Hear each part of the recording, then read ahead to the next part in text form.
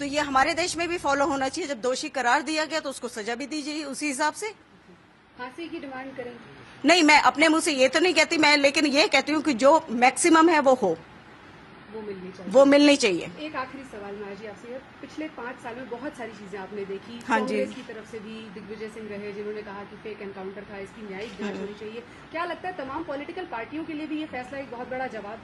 बिल्कुल, ये बात मैंने आपको स्टार्टिंग में ही इसलिए बोली कि जो पॉलिटिकल पार्टीज की बात आती है, मैं किसी एक पर्सन का नाम नहीं लेती, बहुत सारे लोग इसमें इन्वॉल्व थे। आज उन्होंने तो अपनी, जैसे कह लीजिए, एक पॉलिटिकल कैरियर के लिए एक बात उठाने के लिए उन्होंने ये बात उठा दी, क्योंकि वो उनका उस समय चुनाव का समय था और रोटियां सेकने का एक बड़ा मेन इश्यू था उस टाइम का। तो उन्होंने इसको खूब भुनाया, बड़े अच्छे तरीके से भुनाया और उसकी जवाबी कार्रवाई भी हुई। देश की आवाम ने हमारा साथ दिया, मतलब उनको हर जगह ये इस बात का जवाब मिला है इस बात का। और दूसरी ये बात कि भाई मतलब पॉलिटिकली कोई इसको क्या इश्यू बनाए, मैं ये नहीं जानती। मैं इस बात को इस बात से जोड़ के देखती हूँ, जो दिल्ली अपने बीमार बेटे को जो छोड़ के गए, सीरियल ब्लास्ट दिल्ली का सॉल्व करने के लिए गए, वो इंसान अपनी एक ड्यूटी के लिए गया हुआ था और उस ड्यूटी में उनकी शहादत हुई है। मेरे लिए ये इम्पोर्टेंट है। बाकी कौन क्या कहता है, मुझे पहले भी फर्क नहीं पड़ता था, मुझे अब भी फर्क नहीं पड़ता। मुझे याद है आज भी आपके बेटे को उस दिन डेंगू था, आप हॉस्पिटल में थी, मैं जब आपसे मिली आपने बताया था।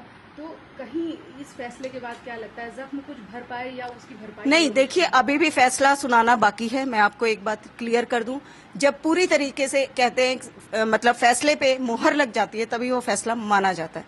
अब मैं ये नहीं कह सकती, मतलब एक एक्सटेंट तक मैं ये कह सकती हूँ कि मुझे थोड़ा सा रिलीफ ये हुआ है कि कोई जो भी कल्प्रेट था वो पकड़ा गया और उसको कोर्ट ने मतलब सजा सुनाई है।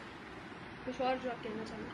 नहीं, बस इतना ही मैं ये कहना चाहती हूँ कि जो मेरे दिल पे सबसे बड़ी फांस थी इस बात की कि बार बार ये बात उठाई जाती थी अपने बेनिफिट के लिए कि ये फेक एनकाउंटर है। आप खुद सोच के देखिए कि मतलब और पुलिस वालों को भी गोली लगी और मेरे हस्बैंड जो चले गए, उस परिवार के लिए कैसा होता है सुनना, जिसका इकलौता बेटा चला गया, उस माँ बाप के लिए कैसा होता है सुनना बार बार कि कोई मतलब अपने फायदे के लिए कहते कि ये एक फेक एनकाउंटर है। Now it is proved. मैं इस बात की मुझे सबसे ज्यादा खुशी है कि कोर्ट ने आज इस पे मोहर लगा दी कि ये एक फर्जी एनकाउंटर नहीं था और उनकी शहादत जो थी वो सच्ची थी, जिसको बार बार पॉलिटिशियंस ने या XYZ जो भी ग्रुप्स काम करते हैं इसको उठाने का अभी आगे भी प्रयास करेंगे। मैं तो ये कहती हूँ आगे भी बहुत कोशिश करेंगे, क्योंकि जब तक फाइनल वर्डिक्ट हमारी नहीं आती तब तक ये चीजें चलती रहती है। और इसके लिए हम मेंटली प्रिपेयर भी हैं, हमें कोई फर्क भी नहीं पड़ता। हमें पहले भी कोई फर्क नहीं पड़ा था, क्योंकि हम जानते हैं जो चीज सच्ची है हमारे लिए वो सच्ची थी, उसको हमारे से बेटर कोई नहीं जान सकता।